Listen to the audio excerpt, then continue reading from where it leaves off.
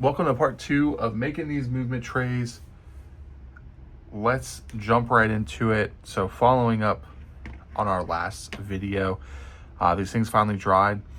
One thing I want to point out is that Vallejo basing material, as it dries, it shrinks. So we mostly did a pretty good job at covering up this, or so I thought. On this one, I didn't go back and fix it so I could show it. When it shrinks, you can see where that plate was. So on the rest of these, I just went back and as it was drying, I hit it again. So you can't really see where that plate ends and begins. And so on these other ones, I'll definitely fix that and do the same. And there's really no special trick to this. I just have my spatula that I added on, and then I go back with the sponge and I dab it, because that if you don't dab it, and I left this one so you can see, you get these kind of peaks right here, which it looks a little less realistic than I personally like. So this just makes it so it actually looks like ground texture to me, and not like wavy peaks. Don't want the peaks. We want it to look like dirt and not Cool Whip. So here's all 10 of them. It's pretty fun. Got my daughter involved. It's very easy to apply this stuff, and it looks great. It is expensive though, especially now. I don't know if it's just because of the tariffs or what, but a jar of the Vallejo, it's smaller than the last time I bought it, and it's 30 bucks. I don't remember it being 30 bucks. And now what we have is we got a bunch of Green Stuff World products. Or excuse me, not Green Stuff World, which is good. Gamer's Grass, the good stuff. Okay, and what we have now, we have that Gamer's Grass from the LGS. This is the Highland set, and then the Green Meadow, and there's different stuff in here. It's not all just what you see. And then I got, all right, so I've got big makeup brush, serpent bite leather from Nostalgia Colors, from War Color. Those are probably crazy expensive to get now. But these, I love this line. They mimic the like the old school, like this is like snake bite leather. Okay, so just got it in the Altoids tin palette, and now just working it. I worked into the bristles inside the Altoids tin, and now I'm just taking a lot of it off because I don't want to overdo it. So here we go. This will just add a little bit of warmth to these. And just pick up the edges. And I want this effect to be pretty subtle. If you really wanted this to stand out, you could go in with like a more tan color. But this is really, it's just gonna warm our bases up. So you can see this is the one that I just dry brush. It's not a huge difference, but it just makes it a little bit richer. Actually, I'm gonna mix a little bit of my vanilla white in, just a very small amount, and do the snake bite. I think that's actually a little bit too subtle. So hopefully this doesn't go too crazy on here.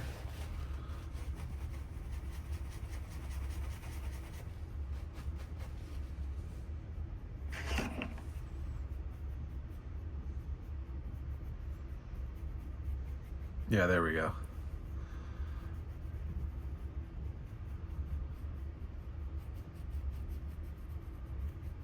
And we definitely don't want to get too carried away with it.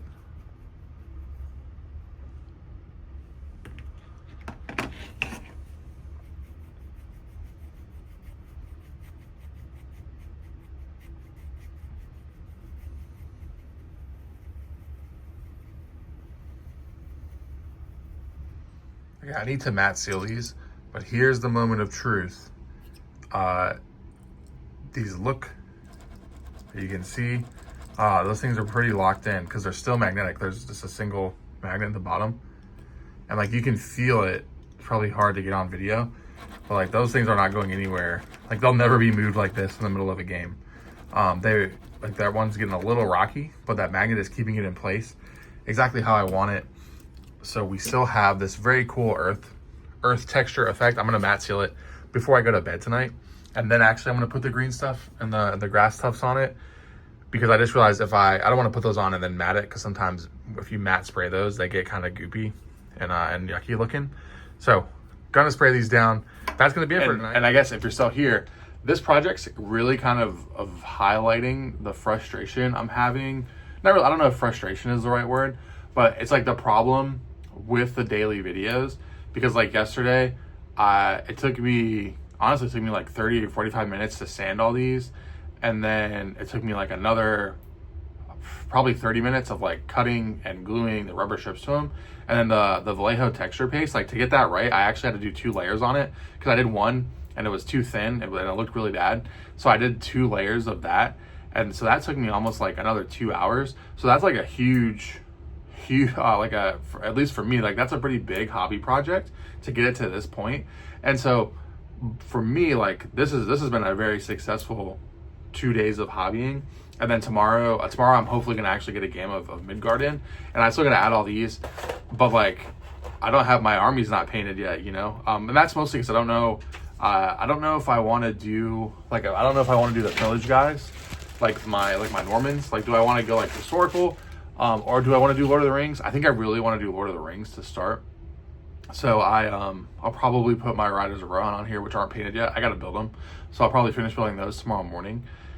But like, it felt good of like getting a project finished, but in terms of like a quality video or something like to share out with the world, like it's just kind of discouraging. I don't know, I guess, because I want to start dropping like finished projects and finished videos. And I feel like the video would have been so much cooler if it was like here start to finish. So I don't know. I guess if you're still hanging with me and watching it, you're into the blog thing and seeing like what does daily hobby progress look like? Like what does it look like? I got a wife and 4 kids. I own my own company, so I can set my own hours, but usually those hours also still kind of suck, because like it's still the work still's got to be done, you know. But I don't know. They turned out great. Like and they're hefty too. Like I think at first I was thinking it was kind of silly to 3D print them, but because of like the heft of the resin, and I gotta go back and clean the edges up a little bit, but I don't know. I'm very happy with how they turned out. They're gonna be magnetic, and my thinking was, let me bring it back down, is by keeping my edges super clean, like this could be like maybe like terrain too. Like I could put, I don't know, terrain like a 4x4, like that's a decent chunk of terrain, of like rough terrain, maybe for like Warhammer Fantasy or something. Or I mean, these can still be Warhammer Fantasy or like old world movement trays, you know. I think I had the stuff to make old world movement trays, because I don't think I wouldn't put all this on an old world movement tray, but my options are still there, and like they don't have to just be for Midgard, you know. But I think that turned out great. It's hard in this lighting. I don't know. It almost looks like I just got dirt bricks. Yeah, I don't know. Like, do you guys want to see more of like a full build in a single video? I wanted to start doing that more, but this week was actually pretty crazy for me. So of course the big plans I had did not go through yet. And I do have some stuff that I'm working on that are bigger projects that I'm not ready to post yet. So yeah, I don't know. This is what real hobby progress looks like. You don't always get to finish a whole project in a day. And this was, I don't know, probably all said and done, probably like 8 hours of work to get it how I totally want it finished. I don't know. That's pretty good. This week, I've got big plans going into this week, big painting project plans. I need to get back in to this guy. I thought I was gonna get to paint today, or paint like a substantial amount of time today, but I didn't. I worked on these with the kids actually, but and this I need like dedicated focus time. So the purple is coming in. I still got a long way to go on the purples and the silvers and stuff. I also, my Child of Gom, it's like 2 layers of purple, and he's still pretty dark. So for some reason that scale color purple is not as opaque as the other scale colors are. So we're working our way up on him. Got to get those done. I'm not going to paint the Midgard or the pillage stuff yet. I just want to get it built, but that's still probably a couple hours of building, because Midgard is like 80 figures. I built 20 of them today with my daughter.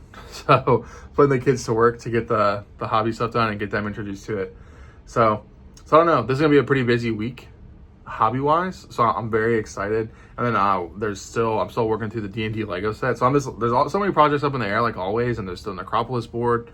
I I don't know what I'm doing. Like, I don't know why I started so many projects again. Like, I don't know. It's like, I don't know what I'm doing. And really, like, reflecting on this project of like, fuck, I wish I could have finished it in a day. But it's just not even possible with drying times and stuff too. You know, like, it was really this Vallejo, the mud. So some of these I did last night. When I woke up this morning, they were still wet. And then I immediately finished the rest of them. Because I have 20 sets of these to do, or 20 bases to do. I did the other set this morning. We probably did it at like 9. Those are still like, you can put your finger in it and it goes through it. So I don't know why it takes so long for that to dry, but I don't know. It feels good to get, like, I made a ton of progress, but it doesn't feel good from the video perspective. So I got to try to figure out how to make them still good, even when they're bite size. I don't know. There's a lot of rambling. Thanks for watching. I'll see you tomorrow when we finish these up and I get a game of Midgard in, probably with Riders of Rohan that I'm going to adapt to Midgard.